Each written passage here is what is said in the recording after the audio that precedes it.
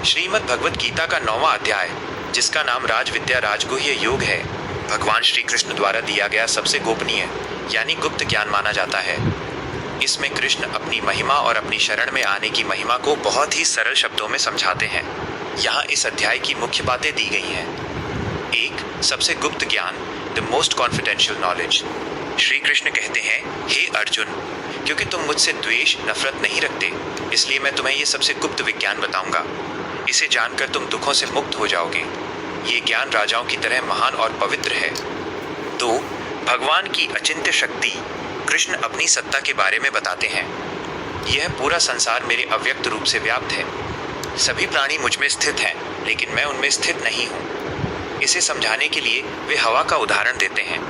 जैसे शक्तिशाली वायु सर्वत्र बहते हुए भी आकाश में स्थित रहती है, वैसे ही सभी प्राणी मुझ में स्थित हैं। 3. भगवान क्या स्वीकार करते हैं?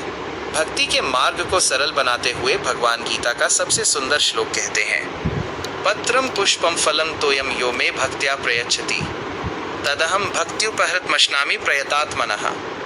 अर्थ, जो कोई भक्त मुझे प्रेम और भक्ति के साथ एक पत्ता, फूल, फल या केवल जल भी अर्पित करता है, मैं उस शुद्ध मन वाले भक्त के उपहार को प्रेम पूर्वक स्वीकार करता हूँ। ईश्वर को महंगी चीजें नहीं, केवल सच्चा प्रेम चाहिए। 4. परम आश्वासन, प्रॉमिस ऑफ प्रोटेक्शन।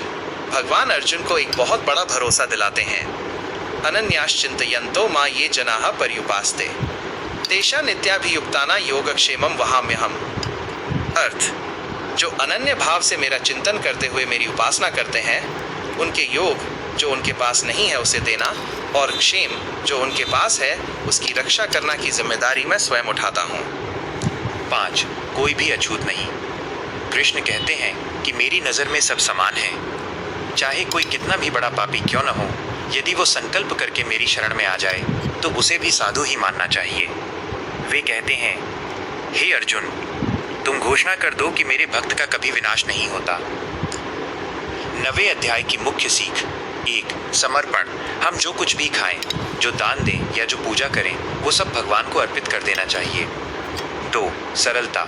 भगवान को पाना कठिन नहीं है, बस नियत साफ और हृदय में प्रेम होना चाहिए। 3. अभय, डर का अंत। जब ईश्वर स्वयं हमारे रक्षक हैं, तो फिर चिंता किस बात की।